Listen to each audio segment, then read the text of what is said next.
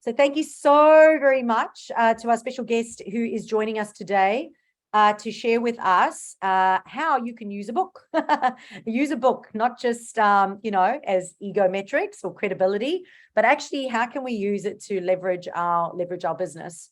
So I'm just going to leave it with you. I'm sure you're going to introduce yourself, tell us about yourself and the amazing 48-hour author program that you have.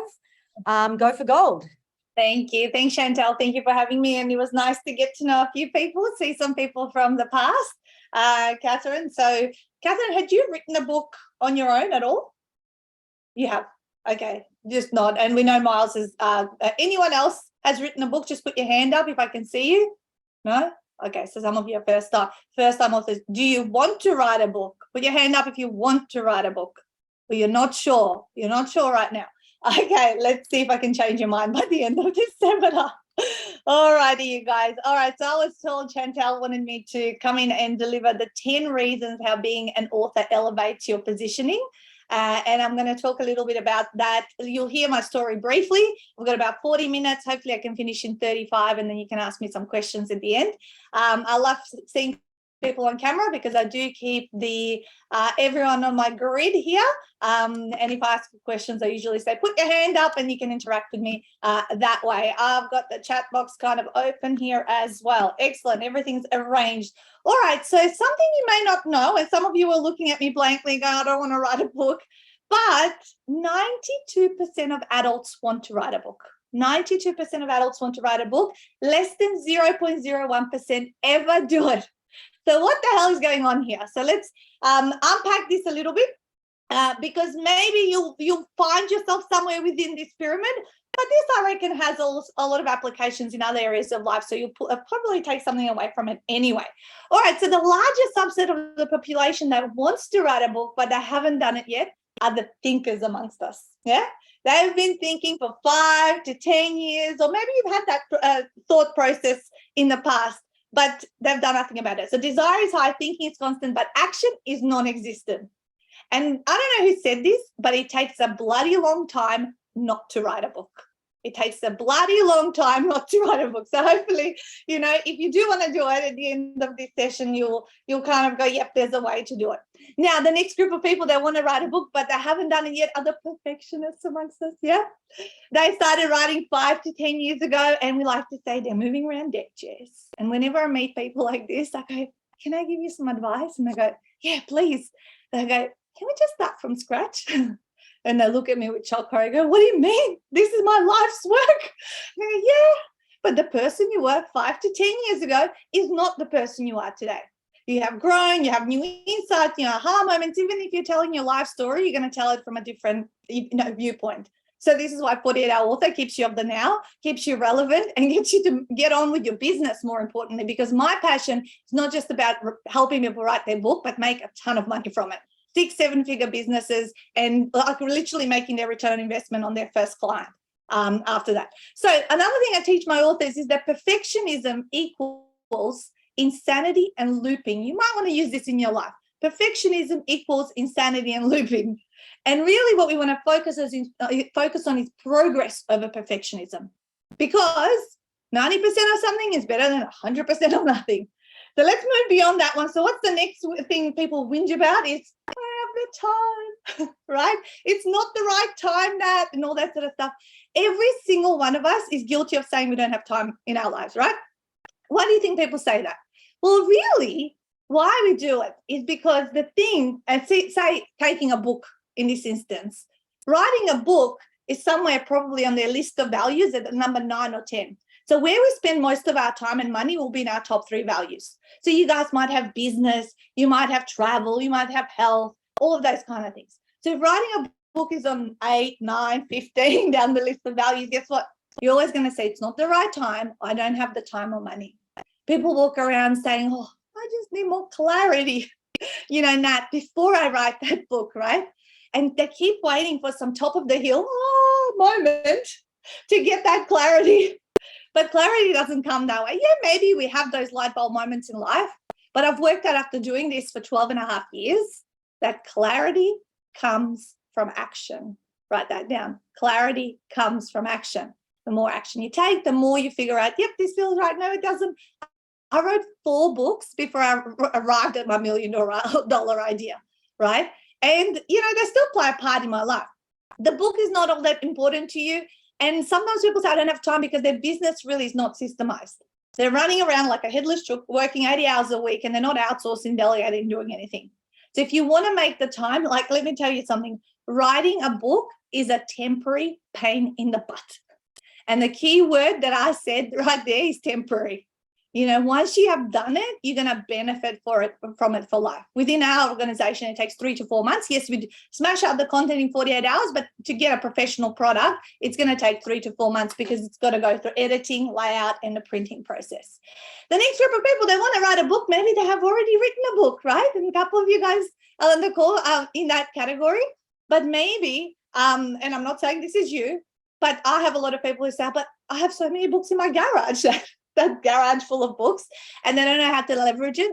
Or there's that fear of publishing. I don't know who to trust. I don't know who to go to. Or maybe the people I went to the first time, like me, I had to republish my book.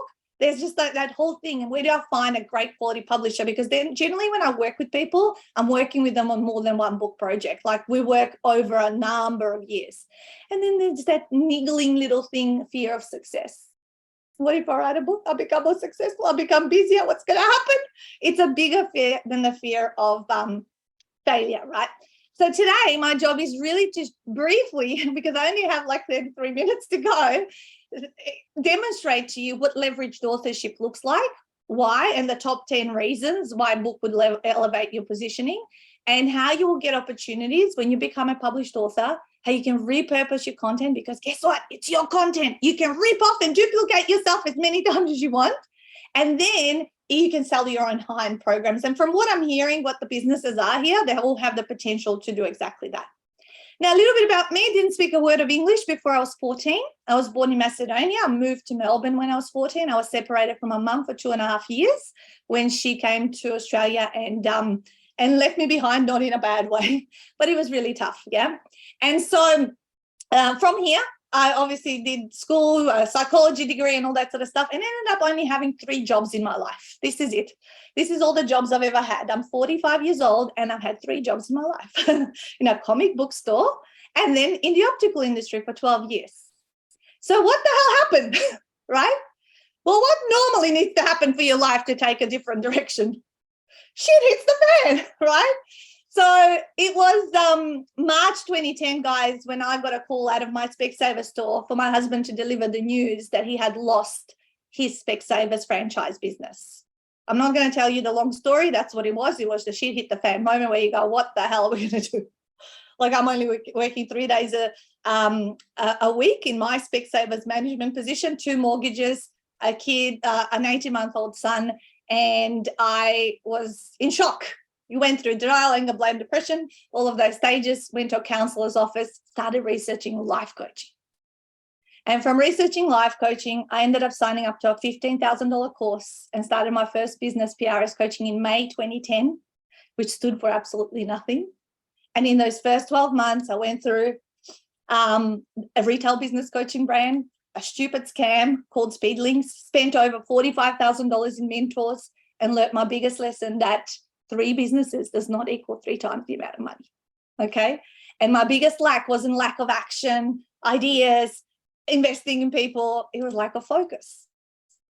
So then when one day after a networking event, one of my networking buddies sat down for one of those one-on-one meetings you have, how can I refer business to you? How can you refer business to me? He said to me, Nat, you should write a book. It will be your business card on steroids. And 7 months in, realizing that these 50 other marketing strategies got me 1 paying client, I said, I need something that's going to boom, like get me noticed. So I did 7 months in, I'd made the goal to write the first book. In January 2011, I set the 90-day goal. Within 90 days, I finished the content. The following 90 days, I published it. And as book number 1 was being born, baby number 2 came out as well within 2 days. And now, boobs, babies, and business. I had to make it work, right? But I did, because I did the groundwork. I networked. I set the foundations of social media. I did all of the things like where I seemed to be doing everything and not making any money. But now when the book came out, speaking gigs, clients, referrals, joint venture partnerships, I was a fully booked coach within 3 months with a baby on my boob, literally, and doing everything between breastfeeds, right? And so to cut a long story short, back to 48-Hour Author, a year or so after that, I've decided to co-author this book with one of my business buddies, Donna Brown. And this is where I kind of, I guess, worked out how to write a book in 48 hours. I didn't learn it from anybody. No one taught me. I didn't go to no writing colleges or schools. Anyone that tells you got to do this and do that or have a certain amount of fame, no, I'm sorry, but you don't have to have nothing. You just have to have the desire and, willingness to want to help other people. So how do you write a book in 48 hours?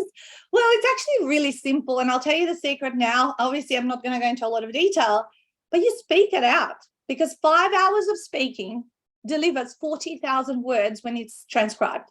Of course, you need systems and structure to unpack your chapters, to unpack your book, so there's no writer's block and all of that. So I've got a well-oiled system. This system's been running for 10 years with 700 people. But that's how I did it. I wrote this book in 3 hours because it was co-authored, Catherine. It was co-authored, right? And so it only took us 3 hours each of speaking on this weekend away. We spent the rest of the weekend having girls' weekend away, really. 72 days later, this book was in our hands. And a few months after that, I thought, you know what? If I can write half a book in 3 hours, maybe I could help people write a whole book in a weekend. So I decided to announce my Ultimate 48-Hour Author retreats in July 2013. And I decided I wasn't going to be just any book coach or mentor, like book coach and mentors. Yeah, everyone's coach, blah, blah, blah. I wanted an all-inclusive program that would take someone from no idea. Sometimes people listen to me and then they want to write a book and they finish listening and go, I want to do it. And to the end, so I included publishing, I included accommodation, meals back at that time. And everyone said, have you done this before? Because all I could prove is that I had done it on the Ninja book. So the people that first of all joined my program, this was the first group, were people who already liked me, knew me, and trusted me. Networking buddies, people that were clients, the ones that knew that I would follow through on my promise. As soon as these guys came out with their group book launch in Melbourne in March 2014, which was really 4.5 months after that retreat, everyone's like, oh my God, how do you do it? How do you do it? How do you do it? And we had to get into Facebook advertising, taking our business to the US twice on a physical tour. Las Vegas retreat, we had a 2-year partnership in the UAE, and I happened to meet Mustafa at the Professional Speakers Association, Catherine. He was a co-sponsor with me, and that was a 2-year partnership I learned a lot from. We hosted 28 face-to-face retreats, and since COVID, we are about to do the 14th in 2 weeks' time. And our virtual model is here to stay. We're not moving back offline simply because we're reaching the world. We're working with Canada, USA, New Zealand, and Australia regularly, and people can have me more live like this. Because back then, planes, Ubers, all of that sort of stuff, and no one would hear from me. We'd go do the retreats, and I'd be like just traveling everywhere. So it is here to stay. These are my books. So I have done co-authored books. I've done self-authored, of course, collaborative book projects down the bottom. I've been able to build this to a multi-7-figure business from home. The team's growing. We just hired a full-time person in the US. Got to get my mum to quit her day job when she turned 60 5 years ago. And I just give her a full-time wage every week. She's the highest paid employee in my company. And she does ad hoc tasks and all that. These are our kids, but they're much bigger now. We're back into travel. Already been to Fiji, Bali, going to Bali in the USA before the end of this year. One more time, Bali. And kids wrote their own books, as well as my father-in-law. So here are the 10 reasons how being an author elevates your positioning, okay? Number 1, you need to start thinking of your book as your business card on steroids, okay? It truly is. I just interviewed one of my authors every Monday morning at 9 a.m. Melbourne time. I do a live with one of my recently published authors, and Art from LA. I had a live with him, and he literally brought the book out 2 weeks ago. And he said, he goes, I've had 2 inquiries. He's a coach in LA. He's in his 70s. And he said, I've had 2 inquiries signed up to high-end coaching clients because of my book, right? This particular author you see on the picture, she has a aviation school. So she wrote The Left Seat, and she gets students to sign up into their aviation training from her book. So truly your book is your business card on steroids, and you don't even have to you can even give away your books for all I care. I really don't count book sales. I'm interested in what else have you got, how you can provide implementation so people can get transformation. Because books are information and knowledge. When you have implementation, you get transformation. That's where the magic happens. I know Chantal's written one of her books, but I bet you when she implements with you guys, that's when you're getting the results, yeah? And that's the point of all of this. All right, number 2 is you get asked to speak at events because you are an author, right? You totally get asked, especially if you've developed some relationships, and sometimes you just got to get the first few, and then people hear you speak and they go, oh, and you have to speak at my event. Oh, I have to speak at my event. It kind of rolls on from there. So the opportunities now are one to many. Whenever you speak to people, I do my event, my promotional event that I have with it 35 times a year. That's how this business is at multi-7-figure. I just have to do events. I create my own speaking gigs. And then from there, it's the magic of numbers, right? It's a numbers game. So speaking is something that elevates your position, because then you post about it on social media. People see, oh my God, they must be really credible and famous and all that kind of stuff. And people inquire, right? All the time I would share this. In my early days, every time I'd be on stage, I'd be like, I'm posting, I'm here, I'm there, or what? And people would inquire and become clients. Or the media will feature an author every single time over an expert who is not an author. Every single time. If one person says I'm an expert in this when they're doing it for so long, they'll always pick the author over someone else. How do I know this? Also, I collaborate with Kate Engler, who's the publicity princess, and she's constantly, my authors are always pitching to the media and getting chosen. And that happened only last week, where a couple of my authors were part of her program, and they get chosen for a number of media releases. And I've been part of so many. Radio, magazines, online stuff, not quite TV. I haven't got to TV, but I'm really interested. I don't even have the time to do that much more media. Guys, I actually don't have time to manage the leads that come into my business. That's how busy. This is why I have had to hire, so people can actually be contacting, building relationships, because this has grown way bigger than me. All right, number 4, joint venture partners are easier to win over when you're an author. Francesca Moy and I here, she's from Brisbane, had probably a 3.5 to 4 year joint venture partnership where we do masterclasses together, and my clients would come and her clients would come, and then if they liked us or they needed our services, vice versa, because we were complementary but not in competition with another, then boom. And same with Mustafa with the UAE partnership. Why did he want to partner with me? Because he saw me as a diamond sponsor at this convention. And all of a sudden I was elevated in terms of who I was, and we did magic happen. That was a 2-year wonderful thing. And actually he's moved to Melbourne now. So your business skyrockets when you have joint ventures. And Chantal, you've done work with some of my authors, and you've presented now 2 of my stuff. Ours is a joint venture as well. In a way, it's a win-win. We're not in competition. We're totally complementary to one another. All right, number 5 is my favorite. You can charge more for your services, right? Who doesn't want to charge more, right? And there's a book out there, or someone who said it, someone's going to be the most expensive one, so why shouldn't it be you? And when you're an author, guess what? You can command those prices. And I suggest you do, because people actually don't, let me tell you this statement. I don't know who it came from. I think it was one of my mentors, but he said, Nat, people who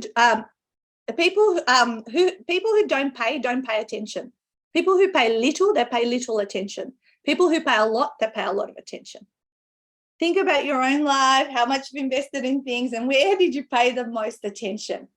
This is why it is really important, if you do have a high-end offering, that you do have it, because you'll see the people who work with you at that level are going to be the most focused and most, just committed to it, and just do all the work and follow all your processes and all that, and be the best students and get the best results. So make sure you design some high-end offering within what you do. Yes, we should have all the levels, but as an author, you can definitely command higher price points. All right, number 6 is you can leverage intellectual property into other products, right? If you see on the screen, of course, this is a little bit from a while back from my product, because I licensed the weight loss. And my first book was actually, as you saw, the 7 Ultimate Secrets to Weight Loss. I licensed it and developed it into this 12-step transformational program. Then I converted it into a business mindset program as well. And I sold like 33 licenses in Australia and USA. And the reason I didn't continue doing that is because I actually didn't price myself high enough. So people weren't paying as much attention, and I just kind of go, oh, why am I doing what I'm telling them to do? Because I just didn't price myself high enough.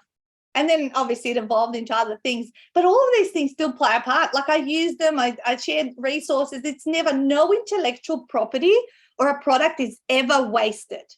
Can I just tell you that? You can remold it, renew it, put a new cover on it. It's yours to keep for life. It's so good. And like this went off. This is what got my husband to quit his day job 10 years ago. All right, you stand out at networking events. Thank you. See this person's back over here in the photo? I found this randomly yesterday, Chantal, when I was preparing this slide. That's you at one of our BX networking Gold Coast dinners. And as you can see on the table in front of me, I've got 3 of my books, my trilogy. So whenever I go networking, I stand up and say, this is who I am. And I show my books and all that sort of stuff. And people come talk to me naturally afterwards. This didn't used to happen. This wasn't just with the authoring books. When I was weight loss, I would do the same, and people would come and go, oh, tell me more about your book. And it's kind of that conversation starter. Even though people, guys, talk about, I'm writing a book, but are they really? Because if you really, really delve into it, they'll be probably doing it for a long time, and it's just kind of this thing that goes around in circles. So it does make you stand out so much. And this was probably the first, I should have put this at number 1. This was the first place I got recognized. This is the first place I started getting speaking opportunities because of those people that, I love how you did all the events at the start, Chantal, because when you do all the events and you tell people to go places, you got to go. My thing is 2 events every week. This is my diary. Like I've designed this diary. At the top says my 2 events this week are, where am I going to go? Now there's a lot of it, it's virtual because I just can't, I'm scaled to a point that I don't need to network, but still, I still make the effort. I host my own events. You know, this is an event today, right? Done my one, and my own one is tomorrow. So there's my 2 for the week, done by Tuesday. All right, number 8 is your perception of how successful you are is elevated on social media. Okay, definitely, you know, I always say to my authors, plaster your book like on your profile or your cover image or something or other, you know, have stuff, you know, where people know, like make sure it's in your website. I still get really surprised when I go looking at people's profiles or websites that they've written a book and they're really, where is the book? Okay, they should follow you page to page or, you know, just keep elevating you, you know, and you can share various things throughout the writing of the book, like the journey of the pre-launch. You should be pre-launching your books. I encourage my authors on day 1 of my retreat, so that's going to be 2 weeks' time exactly today because it's a Tuesday. At that day 1 of the retreat, in the last stage of the day 1, we actually blast out on social media pre-launch of these 20 books that are going to be part of it. People start getting paid for it. This is why I have 93% completion rate. Because what happens when people buy their books, they're not accountable to me. They're accountable to people who've given them money. And you've told them my book's going to be out in the next 3 to 4 months. Guess what? You've got to rocket up your bum to finish that book in the next 3 to 4 months, like you promised. And your return on investment is starting to file in. People, the most books pre-sold in the first 48 hours from an author, 444. She walked away from the retreat with $9,000 in her PayPal account. Now, everyone's network is different, right? You agree. If you haven't been visible, you're going to probably sell 10 to like family, friends, or people that want to support you and all that. But if you've been visible and you guys are doing this stuff with Chantal, pre-launch is going to be probably 80, 100 or more books in the first 48 hours. And if you do the pre-launch campaign correctly in the 3 months, then you're going to have a great pre-launch, might even pay for the publishing of your book. So this is really like you should have it everywhere. Number 9 is if you are new in business, it fast tracks you to paying clients and growth. That's what happened to me. Like literally, you know, nothing's happening. I'm like this little sloth on the slide. And then all of a sudden the book comes out and it's like, I couldn't keep up. Like, and that was the best thing. Like, this is what I say to people. You want to grow fast, get your book out there because people just think you're really serious about what you're doing. People don't write books if they're not serious with their passion in their business and who they want to help. And my number 10 for you is you get to leave a legacy for your family. Your book is your Immortality Project. As Mark Manson said in The Subtle Art of Not Giving an F. Everyone would have heard of that book. I loved how he framed that in that. You know, do it once, benefited from it for life. And so does your family. Like seriously, like it's something that is not to be underestimated. My kids are only just growing up to an age where they're interested in the things I've written, and they're starting to like kind of tap into some of these, and even their own books. I mean, that's something that's going to stay in the family forever. And I think it's a good enough reason why everyone has a book in them, and why shouldn't you write it first to help your business? And then why don't you do the passion project? Because then my authors like when I write a kid's book or some other like passion project, and once they've got the money, it's like, yeah, I'll just buy a publishing package, get my next book done. All right. So I want to just show you how massive leverage can be from a book. It's huge. And I'll give you some examples of what some authors have done in this process. So I created this just by sitting down one day and going, okay, my book, what are the opportunities it's given me? And this is what I came up with. Now, I'm not going to go through it. We've already touched base on all of these: publicity, speaking, social media, networking, and then I've broken down. But I'm big on teaching people, how do you make the impact? You've written it. You thought that was the hard part and you brought it out. But now how do we take it to the next level and make the money from it? So a couple of examples: Rachel Sheldrick, she was a mechanics mentor, like auto repair mechanics, turbocharged from how to take your auto repair business from survival to success. Wrote the book, made $304,000 in book-related activities. That's what's sort of written at the top of her feedback here. And her business is now fully it runs itself because she's running a second business about it's women's coaching and bravery and all that sort of stuff. But this is like fully automated after 6 years. This book came out 6 years ago. Francesca, yeah, we wrote Bums and Seats. Someone was talking about Bums and Seats earlier. I'm not sure who it was. But yeah, Bums and Seats is something that's a big challenge. And Francesca and I actually co-authored that. She wrote those 2 books. Then she wrote a 3rd book, Invisible to Invincible. And having a book actually got me to get a lot of my bums on seats, because I always use my book as a bonus to either upgrade someone to a VIP or send them the book, or like give them a higher value. And that's what Francesca used to do with hers. And she went from 0 to 7 figures in 3 years. Something else we also do is we help people do Amazon #1 bestseller campaigns. Helen Midas, a hypnotherapist, she licensed her hypnotherapy program. And Catherine, you would know Helen from PSA. I caught up with her in Adelaide a week ago. And yeah, she's in licensees in 8 countries and doing amazing things. And again, starting yet another business now that this one is running by itself on the side. She was one of my OGs at retreat number 2, and I'm about to do retreat 42. Sydney-based chiropractor, again, wants to do more corporate speaking gigs. That's why she wrote her book. A personal organizer who wrote her book, and now she has 36 people organizing people's houses. She's just overseeing that whole business. So a lot of publicity from us. A ton of publicity comes your way once you publish your book, and over 700 people. I say 700 people, but probably over 1,000 books in the last 9 years, because people are writing 2nd, 3rd, 4th books. I get a phone call usually every 12 to 18 months after the first books come out. Nat, I'm ready for my next book. Actually, the guy I interviewed this morning, he already on the interview said, I'm writing my 2nd book now. And I said, okay. We'll be talking about that. But one of my favorite photos is when I get this sent in. This guy below here, he's my author from Perth, Weil. He's on his 5th book with me, 5 books. Amazing stuff. I absolutely love seeing this. And in case you're curious, how does our system work? Well, I'm a big believer that I need to overcome the biggest obstacles authors hit when it comes to their book, right? And I have found the 4 biggest obstacles to be structure, to be accountability, because writing a book is not a solo act, right? Publishing, certainly, all the logistics of how do I do it, editors, designers, all that kind of stuff. And then ultimately you've got your book in hand, and that is where you kind of, well, what do I do with it now? How do I create an impact? So all of these stages get taken care of. This is kind of our process that we take people through in our retreat, from, unpacking and helping them the mock-up cover, having the retreat, and, all the mentorship that comes through. And if they want to record, they can record. If they want to type, they can type. We don't force them into recording if that's not what they're comfortable with, but we certainly coach on it. And we have an in-house publishing company. So Ultimate World Publishing came about 4.5 years ago, when I used to outsource it to a Melbourne-based company. And one day I realized that I was giving away 1/3 of my business to someone on a silver platter. And I thought, oh my God, maybe I should bring this in-house.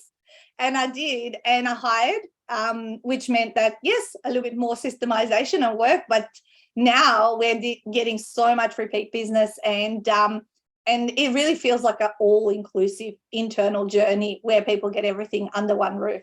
So that's a little bit about us. So what I'd like to invite you, if you would like to hear more detail on the process and the system, is come along to my next free 3-hour seminar, okay? I run a 3-hour seminar pretty much almost every Tuesday, and you don't even have to come. If you want to get a copy of this Shut Up and Write Your First Book, when you register, you get to download it. Straight after you register, you can't go download the book. So Shut Up and Write Your First Book is my mindset piece of the puzzle, which is all about, I have 3 books. So it's that one, and then it's the Ultimate 48 Author, the how to and the structure. And then there is Shut Up and Sell Your First Book, which is the leverage and sales and marketing. But this is the first of the 3 I would recommend reading.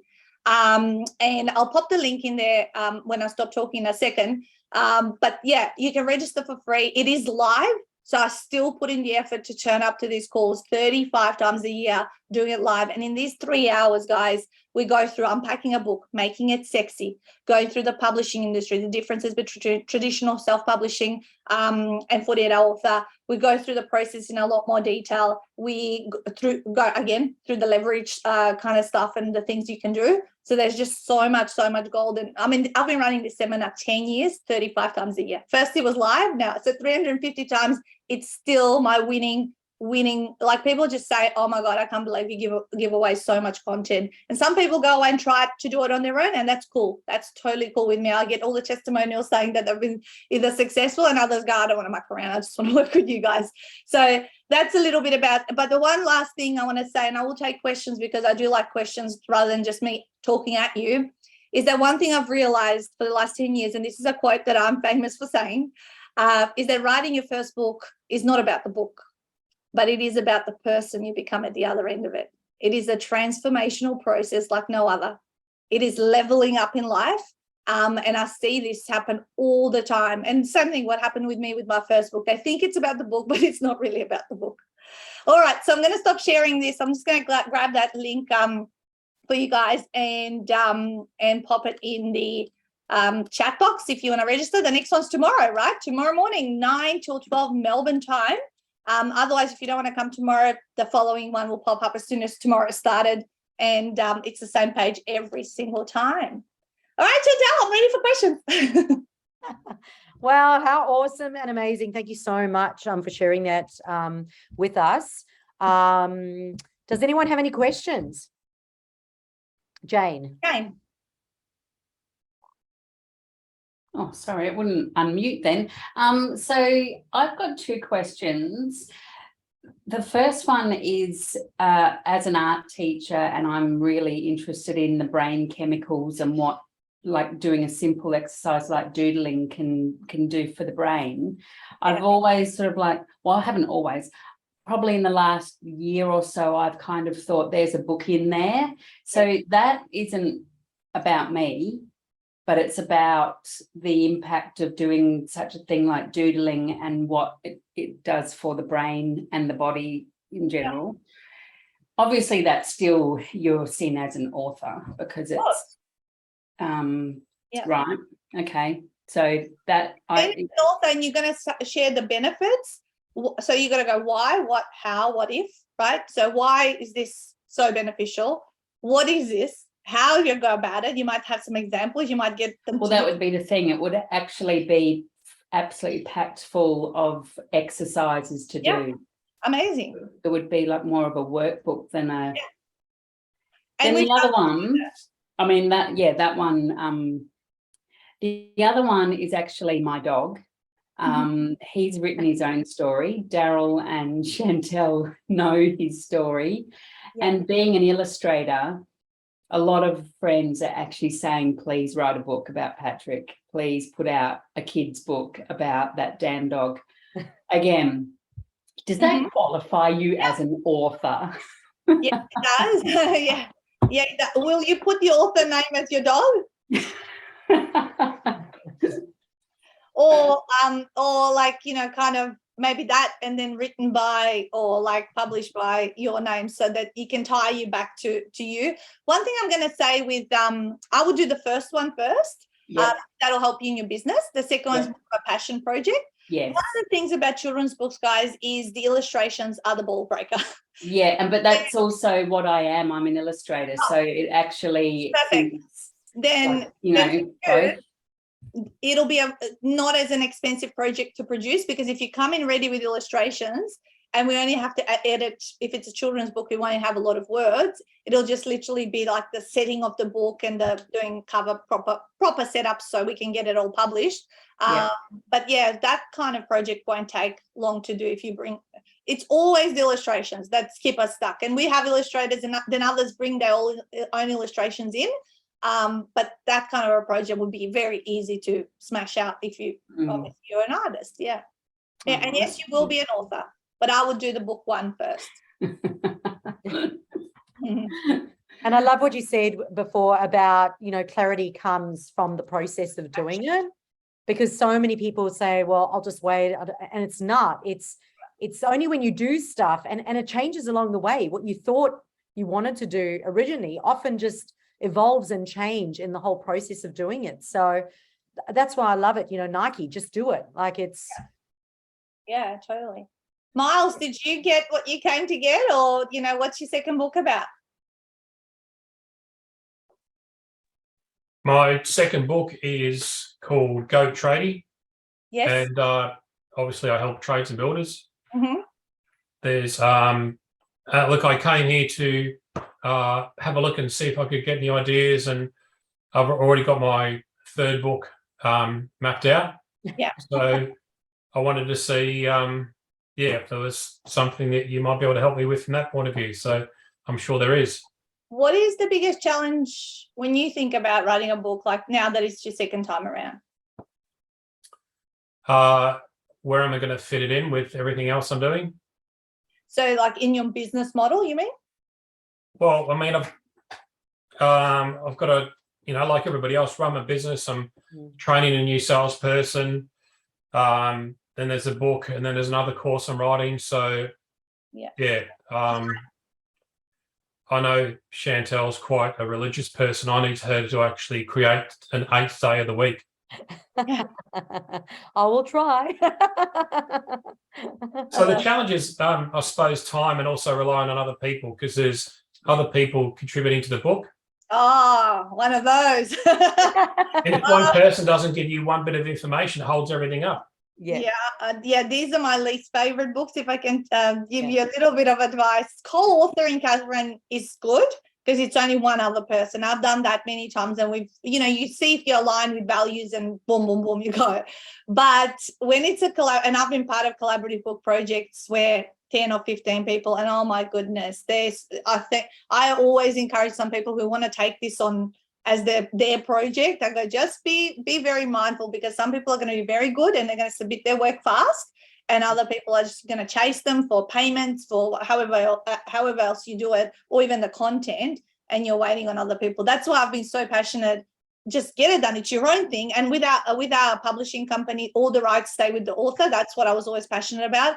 The only thing that ends up is my publishing company logo, which is a good thing to have on the back of the book, because it looks like it's a globally published book, and it's not just self-published. So it's got that perception.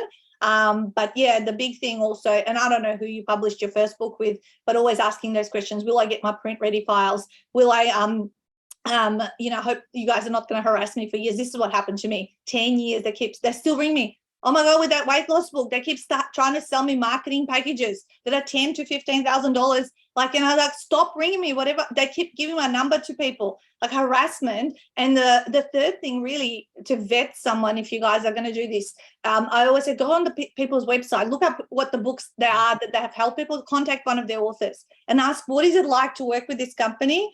Because if I had only done that with my first book, I would have saved myself a ton of time and money, because I had to republish. I didn't get my print ready files and all that. So when I created my own publishing company, I wanted to like overcome all these things that I got stuck on.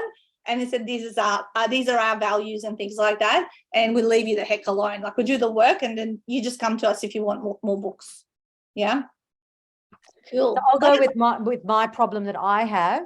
I have written another book with an editor. We divided up the chapters, created all the chapters, put all the content in. I've done all of it. Then I got a copywriter to come in and edit everything and do all of that.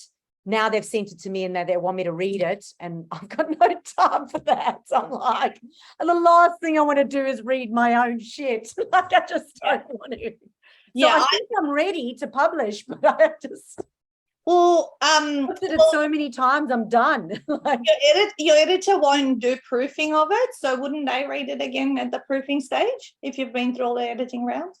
No, they did copywriting, and So it's kind of ready. I don't think it was editing. So you're now ready, like really you're ready for what we call our just publishing package, which is like copy editing, and we've also got proofing at that stage as well. So I'm like you, I never read my books once I spoke them out. This is what I did. I spoke it out, it got transcribed, my husband cleaned it up, and then went to an editor, and I just responded to the editor's comments on my book. This is how, like, I'm so impatient, you guys. I responded to the editor's comments, trusted that they did the right thing. We went all the way to layout and all that sort of stuff. And then they proofed it. Then he printed it. I checked it in. And then that's the stage. I checked it in. And if I found something, then I sent it off. And I just let it go. I just let things go. I just keep moving to the next thing. So this is what I would suggest. That's how I'm feeling. I'm feeling like I'm just, I honestly, like I've written it and I've sent it, I've spoken, I've done it. I really just can't do it again. So I just want to publish it now. That's all I want to do. Send it to me. Let me look at if it's editor ready, like copy editing ready. Yeah. And you don't have to look at, I'm like you. I can't, this is how I released the book a year, is because I just want to get on with stuff. You know, perfectionism is, as we say, it's looping. And, you know, I'll say, so what if you have a couple of mistakes? The traditionally published books have mistakes in them. You see them all the time. You read them in the books, right? And I say, leave them there for the anal people. It pisses them right off. You know? and you know, it's true, because, and then it's like they don't see past that. Obviously, they're perfectionists. I don't want to work with them because they just create havoc. Yeah. They often don't complete things. Cool. I've got 3 examples of books and how authors have gotten me. So I'm going to share with you my 3 examples. Yeah. Okay. So the first one is, I was at an op shop and I picked up this book called, what was it called? I'll write it. It was by Brett Thompson, Client Rush. And I picked it up at an op shop for like 50 cents. I went down to Byron Bay. Sandy was surfing, picked up the book, went through the book, and absolutely loved it. I love the format, and I've actually based my book on that. In there, he was like, connect with me, you know, on Instagram or whatever. And I was literally sitting there, I think it was raining. I was having a beer for breakfast, and I Instagrammed him and went, loved your book, paid 50 cents for it. And I thought it was so good. And he messaged me back. He said, cool, booking for a free strategy session. I had that free strategy session with him, and it was mind blowing. Like, I think he was offering copywriting at that stage. And I was never, ever going to do anything with him because of the price that it was. But he gave a free strategy session and I did it, and it was absolutely amazing. So that's my number 1 example. Number 2 was Sandy Forster. She's got her book, wildlywealthy.com. And I've actually been through that book now twice. And every time I learn something new. When I went through the book, there's a lot of places inside the book where it says download resources. So download this resource, download this resource, download that resource. So I literally went in, downloaded all the resources and filled in all the stuff. Ended up on an email database. I'm on an email database, then sent out a thing to say, like, ongoing, that there's these live workshops or masterminds. Ended up going into the live masterminds, and now we actually collaborate and do stuff together. That was my second one. And my third one was just recently they got me. And I think I shared this one with some of you, was the Profit First. So I went online to buy the Profit First book. When you buy the Profit First book, there's a little pop-up that pops up and says, like, I've already purchased it, right? The book's coming, I've paid for it. There's a pop-up that says, hey, do you want to attend a live webinar? And you click in and it's like, well, there's 2 webinars. You get the full recording to it. I think it's $70 for the 2 webinars. I was like, hell yeah, I don't even have to read the book. I can just attend 2 live webinars. So not only did I buy the book, but I also then paid $70 to watch the 2 webinars as well. So that's my examples. I just wanted to share with you some examples of how people have used their books and how they've gotten me down their funnel. I got one recently at the airport. I bought a book called Cashed Up on Commercial Property. And as I was going on a trip, read it during the September school holidays, booked in I wanted to talk about this. Like now I know I've got a ton of residential. I need to move now to diversify to commercial, and I wanted to learn. So she taught me everything I need to know, why it's so great, the benefits and all that kind of stuff. Booked in a strategy call, $4,000 later. They're my buyers advocates. They're looking for commercial property. I'm like all in like that. But the only reason is because I trust those people who write books. Yeah. Because they wouldn't have done it and put it in the airport if it's, if they weren't serious about their business and their exposure to the world. Yeah, 100%. So that was awesome, guys. Can I ask one more question? It's not really much a question, but Natasha, in regards to the seminar tomorrow, I've just been looking at it online. What are we going to walk away having done or about to do from it? Like, is it you start nutting things out in it, or? Yeah, my husband will do that segment. He does like a 25-minute segment about an hour in where he'll show a book unpack, and while he's showing it, you could be doing it for yourself. Okay. And learning about hypnotic words and all that sort of stuff. I'll go into a little bit more detail of my story, but I share the story because of the strategy and the thinking behind it. I just gave you kind of a helicopter view of what I kind of will go over 3 hours. I mean, we struggled to make this shorter. You know how the seminars online are an hour? Mine used to be a half day, and I've been able to squeeze it down to 2.5 hours with questions at the end as well. Yeah. But I really struggled to I want to give a lot of value, and people just like they're there and they're engaged. So we said we're not making it any shorter. That people are loving it. So we don't want it to just be filler content and just have a pitch and all that kind of stuff. Certainly there's an offer at the end, but it shows exactly what we do and why we do it. But then people understand the value behind it all. Yeah. Okay. Yeah. All but right. and if you can't make it live and you registered, literally 3 hours after we finish, the recording gets sent out, and then my advice would be put me at 1.5 times and play me faster. But I don't know if you can keep up with since I'm speaking anyway. Same as me. All right. Thank you. Well, thank you so much. Thanks so much for coming and sharing.